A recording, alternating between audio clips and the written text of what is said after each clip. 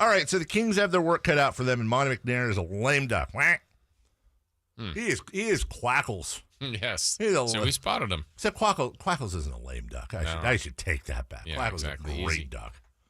No Quackle shame here. This thing just is so stupid. It just really fires. It doesn't make me up. sense. It doesn't make sense. Shocking. I don't know who's. I actually do know who's running things over there, but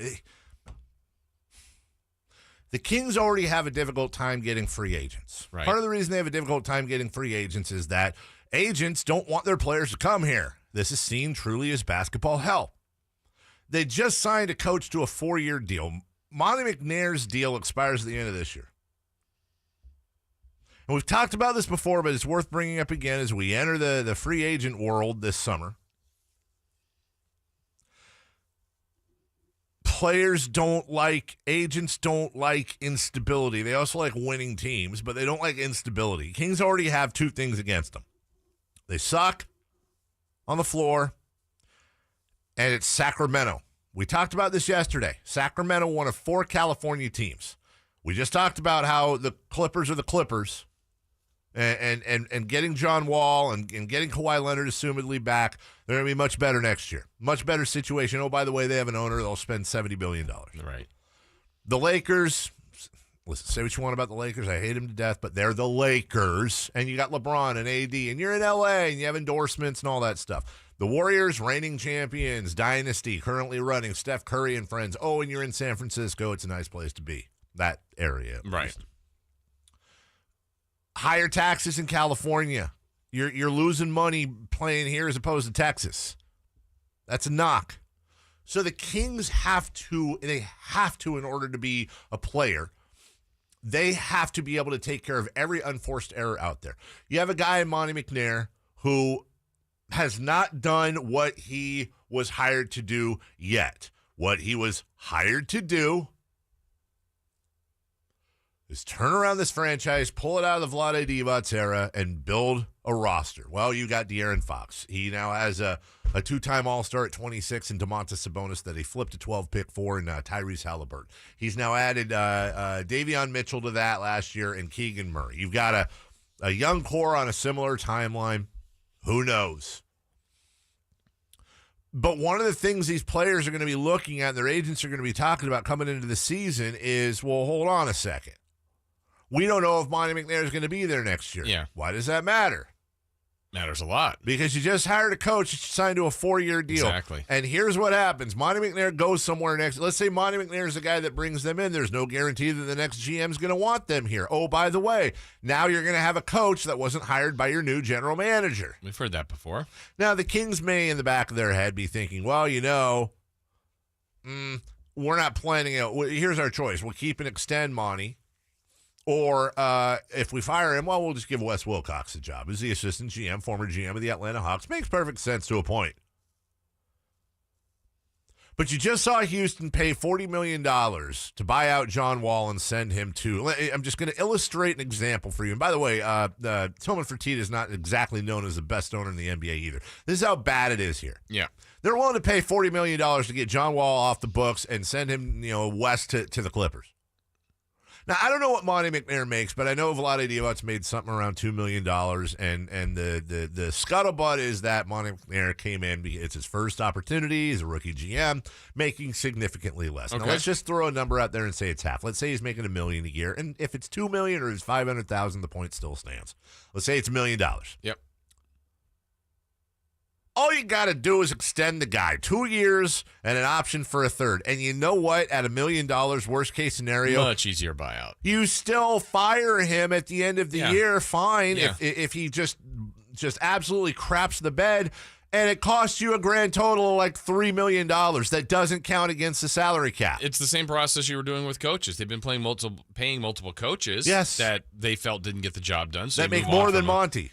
Considerably more. Considerably more. So, I mean, the day they signed Mike Brown or Monty selected Mike Brown, I would have extended Monty.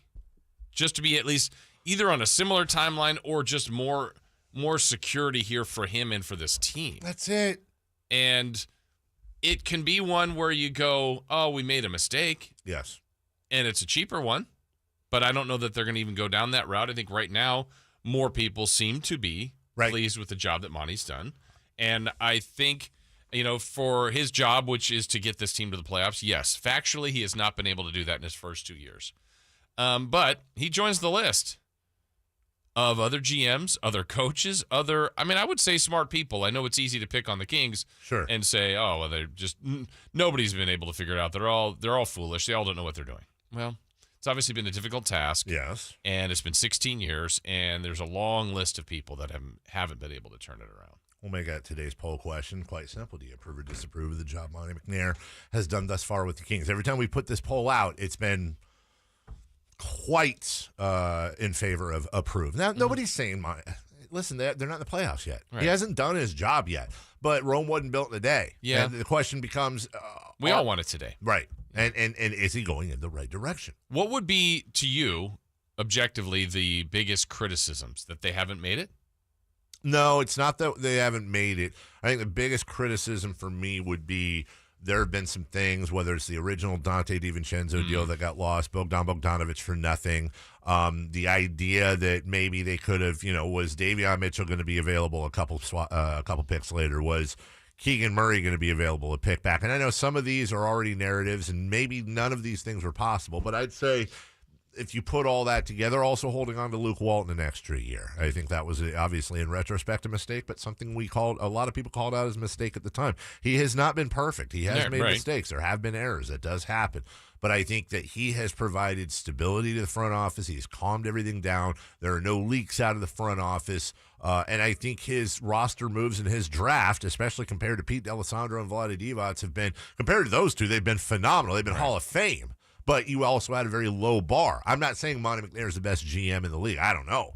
But I know he's not terrible thus far, and I know that his picks have shown absolute promise. He's earned that right. But it's not about, is Monte McNair, you have to decide right now, is Monte McNair going to be your GM for the next 3 years? It's simply, you're sending a message to the league of stability. You're sending a message to your players and your coaching staff and your front office of stability. It appears that Monty has already consolidated power with Joe Dumars leaving and making the picks that he wants to make and all this stuff. We haven't heard much out of Vivek other than media. Vivek likes this guy. Vivek, well, we don't even know if those are true. Right. What we do know is Vivek hasn't overtly exercise his ownership powers to full-on interfere. These are all things we take for granted, but are actually really good things in the realm of the Sacramento Kings. But, again, it's unforced errors. You have this reputation of instability, and you have an opportunity not to defeat that reputation overnight, but an opportunity to send continual strong messages to players that would be moving their families, their careers, taking advice from agents, many of which have been screwed over by this team or had bad dealings with this team in the past. The Bagley thing doesn't help. Right. The reports that Dante DiVincenzo's camp might have been a little upset last year, that doesn't help. It's just on and on and on. Not to mention coaches. And for Monte McNair, Monty will be fine. This isn't about Monty. This is about me feeling bad about Monty because here's the honest to God truth. If nothing terrible, as long as Dante doesn't trade De'Aaron Fox for a sack of potatoes, do something really stupid, say Monty gets fired at the end of the year.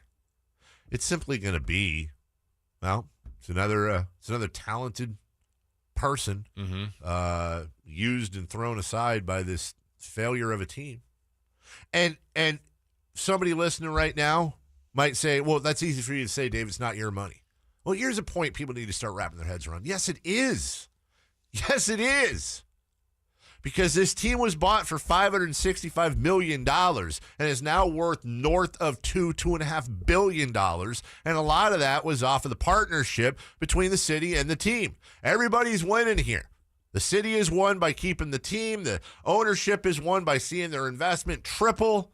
The only the only entity that is not won here is the fans, who are the ones paying the parking, Right. paying the season tickets, paying for the concessions, paying for all this stuff, watching the games and listening on KHTK and buying stuff from the sponsors. The fans are giving, but their end of the contract isn't being filled. So yeah, it is their money. And when your team goes from $500 million to $2.5 billion, you damn right you can spend an extra $2 or $3 million to send a message that your front office is stable.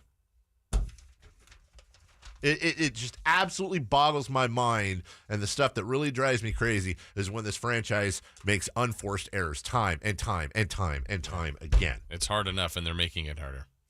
So now on the floor, what is missing, Jason? What's the missing piece or pieces on this Kings roster? How do they fill it? And what weapons do they have to be able to fill that? We'll do that right after this. Don't go away 1 minute.